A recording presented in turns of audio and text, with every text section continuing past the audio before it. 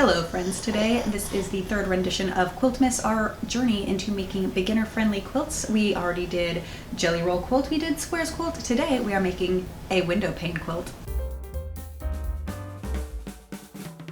Last year when Michaels had their Christmas stuff on super mega clearance, I think it was like 85% off, I bought 3 bundles of 2 fat quarters that were this stripy fabric with this colorful snowflake theme. I love cutesy colorful Christmas, so very much right up my alley. If I have a Christmas aesthetic, it is going to be the cutesy colorful Christmas, not like the traditional red Christmas. Since we're only doing 2 different patterns for this quilt, I wanted to find a way to break it up in a fun way. Thought that window panes would be a great, easy way to break it up.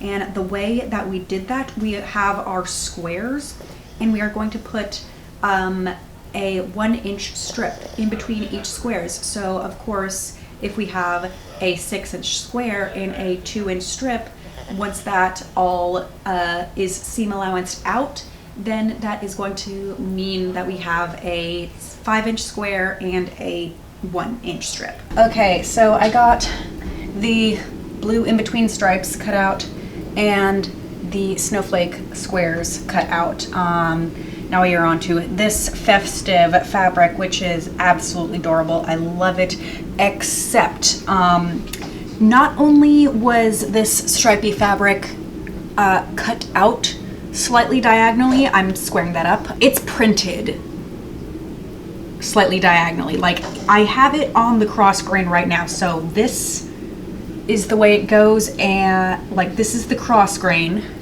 and I want to make sure that I am sewing on the grain and so that the blanket doesn't warp.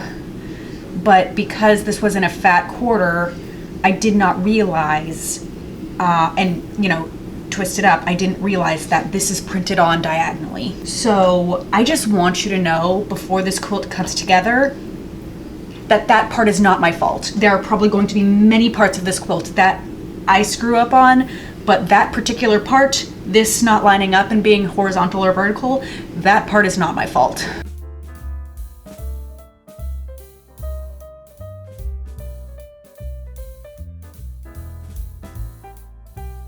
As soon as I got the squares and the stripies cut out, I set a chunk of each of the pattern of squares aside. I think it's like a third. I set that aside and started sewing stripes to the squares. I went into the sewing of the squares to the stripes thinking, okay, I'm just going to sew it all on the left side or all on the right side, all on the same side, thinking that there wasn't a direction to the fabric. And then I remembered it has birds. And I can't have the birds flying upside down. So I needed to make sure that everything was facing the right way. So I had to stop and just make a stripe or 2 to make sure that I had all of the birds facing correctly on one stripe, and reassess from there, making sure that I had, I was not going to accidentally sew on a patch where the birds were flying upside down. We cannot have any upside down birds.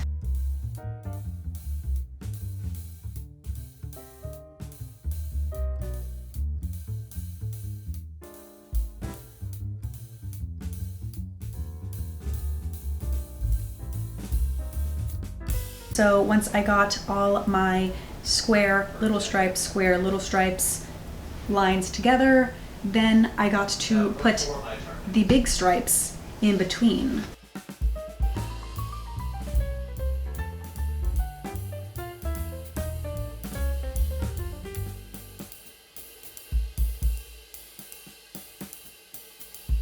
Okay, the quilt top is all sewn together. As previously mentioned, here, you can see that the stripes are all wonky ways. The snowflake fabric was probably printed all kinds of wonky ways too, but since it is not stripes, it hides it better. So one of the reasons why I think that the quilting method to have these stripes in between is very beginner friendly is because about right here, you can't really see that this square ends yay a millimeter at a different location than this. They're just ever so slightly off. Here you can see a little bit more that this does not align with that. It's maybe 2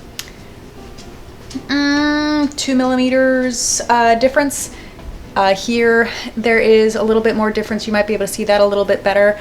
But because of this big block stripe in the middle in between all the squares, it really masks that maybe I am bad at tension and not necessarily entirely consistent on keeping that 1/2 inch seam allowance. So here's an example of last week's quilt that we can see right here. The orange is overlapping. Here the yellow is overlapping. Here the red is overlapping.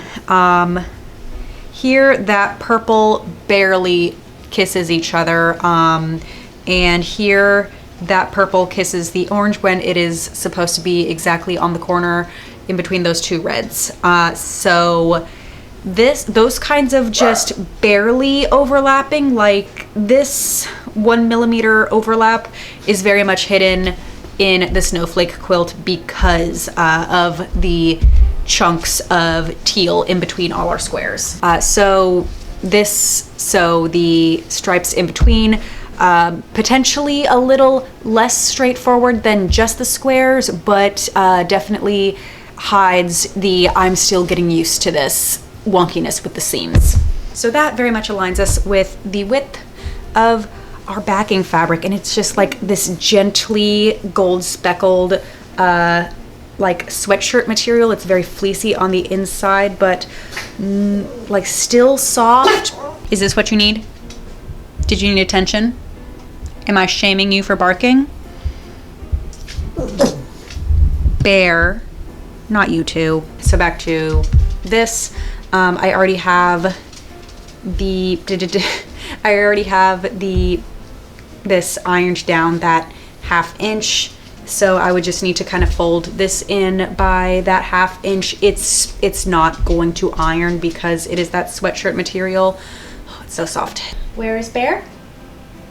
There is Bear. We have it attached pretty evenly on this side, and that is just taking the bottom in, folding it because it's not going to iron because it's a sweatshirt material, and trying to make sure that it is tacked down ever so periodically to make sure that we get uneven. So we're going to send it through the sewing machine with these in so that we don't get any weird pushes or pulls. Everything is even. And we're going to try to get a 1/4 inch seam allowance on this.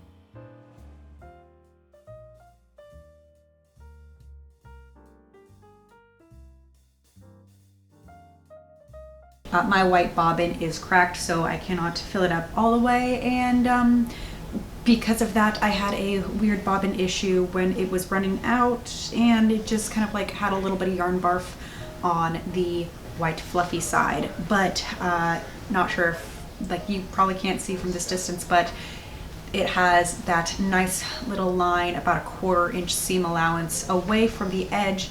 And it's keeping everything like really nicely, neatly sandwiched in. It actually looks really good, especially compared to the rainbow quilt that we didn't really do the top stitching. That being said, it was an ordeal to get around these mitered corners just because of how thick the sweatshirt material is, and I broke 2 needles. I think my biggest complaints with this quilt is what you saw earlier, that there are just some areas where I didn't quite line everything up, and the stripes were not printed on correctly with the grain. But once again, because it is a window pane pattern, that does hide it to an extent, and I think that overall the effect is very, very cute, colorful, like that kitschy Christmas that I like. The original backing that I wanted to use for this was a pink pre-quilted backing, and I still want to use that, but I feel I have run out of days in Quilt-mas, therefore I don't think that I could use it. But I don't know. Just let me know what you think with any questions, comments, or concerns down below. New videos should be out on Fridays, but not every Friday though, so feel free to like this video, hit thumbs up, subscribe, and hit that little bell icon so you know when I actually do post. Thank you so much for watching. Stay happy, stay healthy, and we'll see you next time. Bye! Shit. Shit.